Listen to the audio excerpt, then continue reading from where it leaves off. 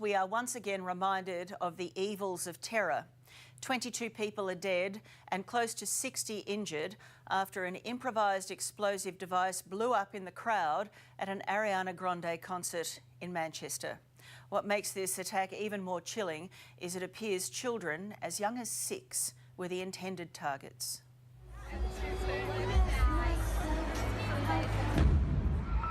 Oh my God. What's going on? What just happened? What's going on? Oh my God!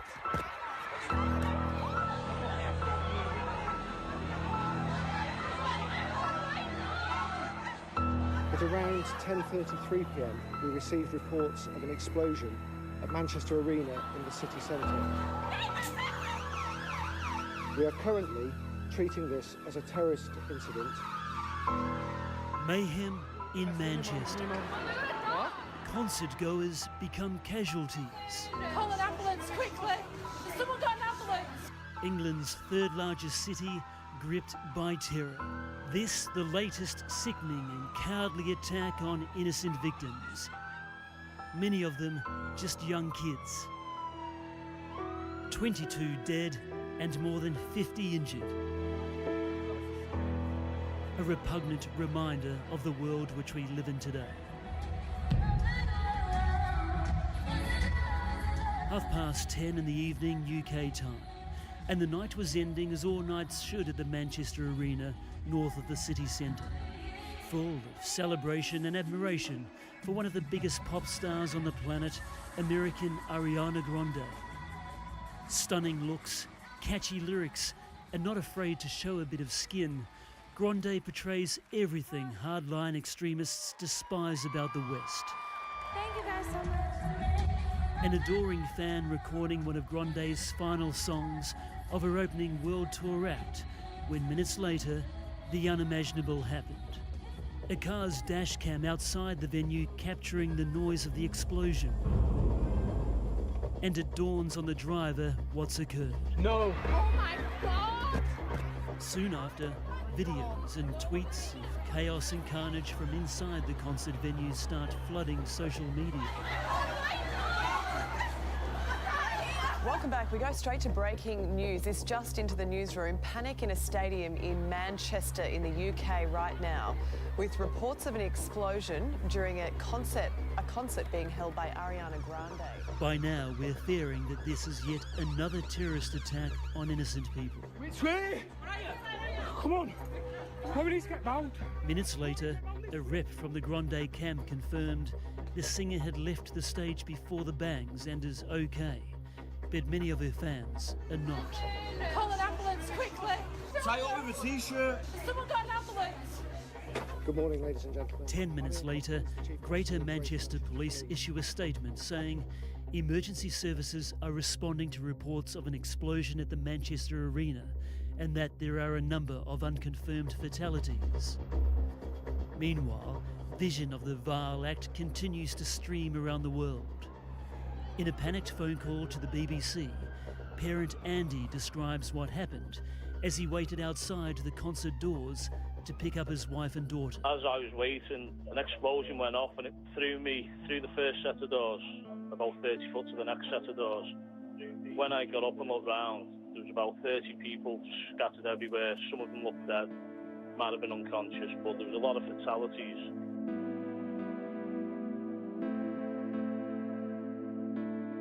Other parents, like Charlotte, sat helplessly at home, waiting to hear from her missing 15-year-old daughter, Olivia. I can't. It's the most horriblest feeling ever to know that your daughter's there. You can't find her. You don't know if she's dead or alive. And I don't know how people can do this to innocent children. 9:15 here, and our High Commission in London makes urgent inquiries to find out if any Australians are caught up in the blast. 19 people. Mid-morning Australian time, and Greater Manchester Police put the death toll at 19 people so far, and at least 50 injured. Well, I was just coming up the stairs just, after the last song, about 2 or 3 minutes, I heard a big bang, and everybody started screaming and scattering out, and me and my daughter was on the stairs, and somebody's like climbing on top of her and climbing on top of us, and I had to pull her out by her arm. Disbelief, everybody, running over each other, not quite knowing what had gone on. Grande was performing here at one end of the arena. 21,000 fans were packed in for the show. The blast is understood to have happened in the foyer, a location where family members were waiting for their loved ones to exit. Everyone was leaving, there was a massive loud bang, and I just looked up to where I heard it coming from, and people were screaming and literally jumping out of the seats. Ladies and gentlemen, please take your time. The PA announcer tries to prevent a stampede. Everything is fine, just take your time exiting the building. Thank you very much.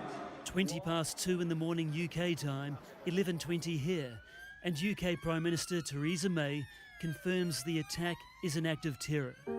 The injured are treated at 8 hospitals across Manchester as taxis turn off their meters and ferry shocked concertgoers home.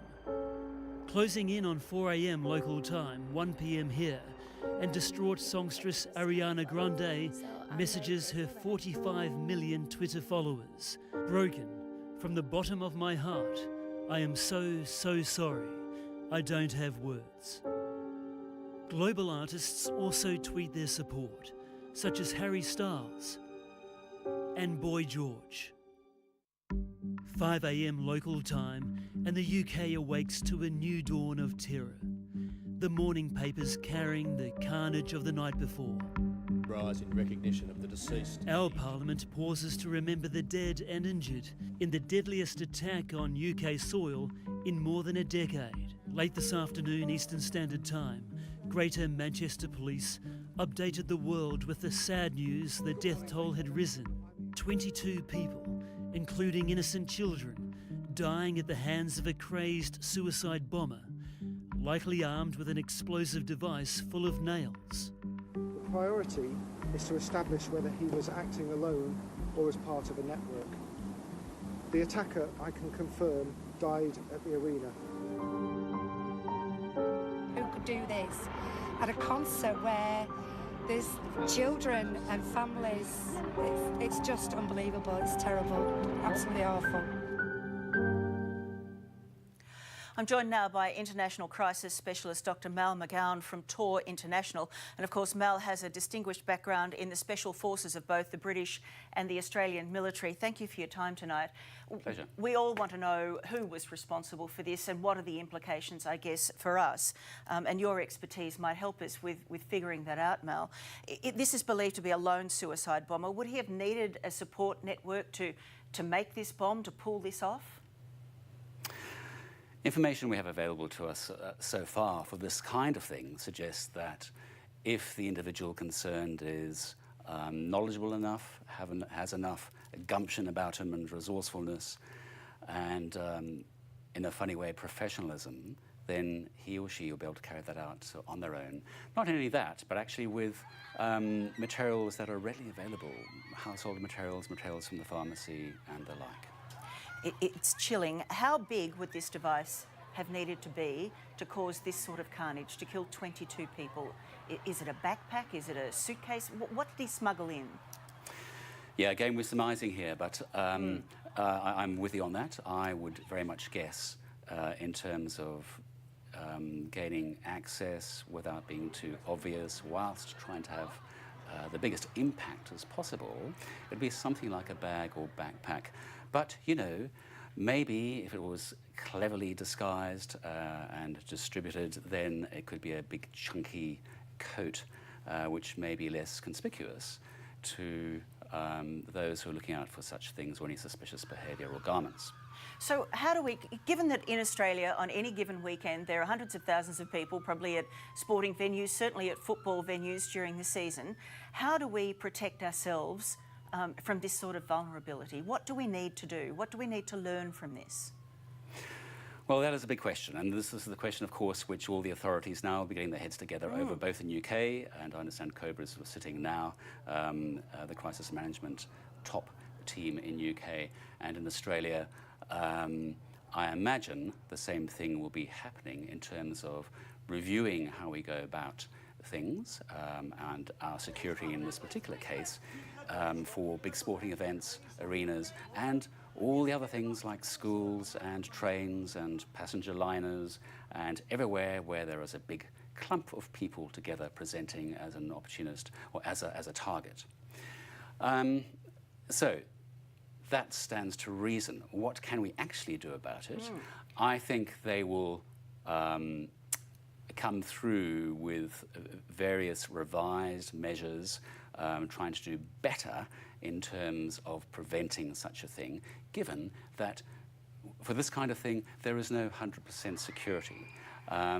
So they will look at possibly increasing at a higher level the intelligence services, police, surveillance, plainclothes, technical cameras, and the analysis of that and the time difference from seeing something which might be suspicious to actually then acting, and so there then lies a response element as well.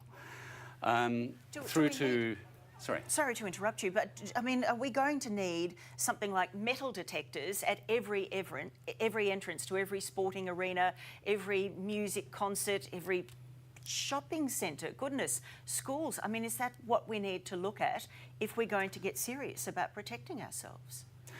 It's a horrible thought, isn't it, you know, in terms of how it might hamper us and how we go about our daily lives. I suspect what they'll come up with is actually a combination of all these things. So it's certainly sort of metal detectors, that kind of thing. But, you know, some of these bombs are not, they don't have metal in them. You know, if it's just the blast effect, of course there's a blast effect and then there's a shrapnel effect. Usually the shrapnel is metal contained around an explosive device, in this case an improvised explosive device. Sometimes that blast picks up shrapnel from around it on the way to where it does its damage. But you know, what will they do? I imagine they'll look at that, and they'll look at the higher level stuff. They'll look at the layered security leading into any of these events. Of course, events might be more easy. Going into schools and shopping centres might not be that palatable to most goers. It's a chilling thought. Thank you very much for your time, Mal. Pleasure. Dr. Mal McGowan. Prime Minister Malcolm Turnbull has called the terror attack vile and horrific. He offered his heartfelt sympathy on Australia's behalf to the people of the United Kingdom, who are now dealing with the deadliest terror attack on their soil since the 2005 London bombings. I spoke with Prime Minister Turnbull a short time ago. Prime Minister, thank you very much for your time on a terrible night. We are all bracing ourselves to hear confirmation of the ages of the victims of this awful attack. And judging by your speech today, I get the sense that you are feeling the same dread about that. This was a vile, reprehensible attack on innocence. This was an attack on teenagers. Unimaginably cruel. At this stage, it is thought that this was one suicide bomber. How can we protect ourselves from one madman in a crowd of 21,000? How can we, as a nation, learn security lessons from this? We are constantly working to keep Australians safe, Tracy. Since 2014, our intelligence and security agencies have thwarted 12 terrorist plots. I asked the Australian-New Zealand Counter-Terrorism Committee, which brings together my federal agencies and all of the states and territories and New Zealand, to work together on a new, upgraded plan to defend places of mass gathering. And that is nearly complete. But I want to say this, above all, our prayers, our sympathy, our heartfelt sympathy goes out to the victims, to their families, to the people of Britain facing this attack, and above all, our resolute solidarity. We stand with the people of Britain. We stand with Britain as we always have, defying terrorism. In terms of protecting ourselves, though, on a real basis, are we looking at having metal detectors at the entrances to all big sporting events, to all big concert events, for example? I mean, this was one man, it would appear, with a nail bomb. Is that what we're going to have to do to protect ourselves?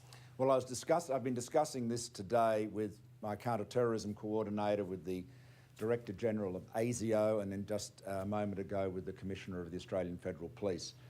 these are constantly under review, Tracy, and they will assess each event in the light of the risk assessment that is appropriate. It's a very dynamic environment. We have to constantly monitor the intelligence and constantly adjust the levels of protection in the light of what we're seeing as patterns developing both here and overseas. We have a military commitment to the war against terror in the Middle East, but if one suicide bomber can cause this carnage at a random event, can we ever win the war against terror? We will win the war against terror. We will crush the terrorists. We will destroy them in the field. We will destroy their so-called caliphate in the field, which they have used as their recruiting method, and we will defeat them at home and abroad. And I want to remind you that since September 2014, we have arrested here in Australia 63 people on terrorism offences, including a person today, as you may be aware, another person today. We have thwarted 12 plots. There have been 4 terrorist incidents that have occurred during that period. So the protection that our agencies give is substantial, but it cannot be 100%. They have to. There is no guarantee that a terrorist event cannot occur.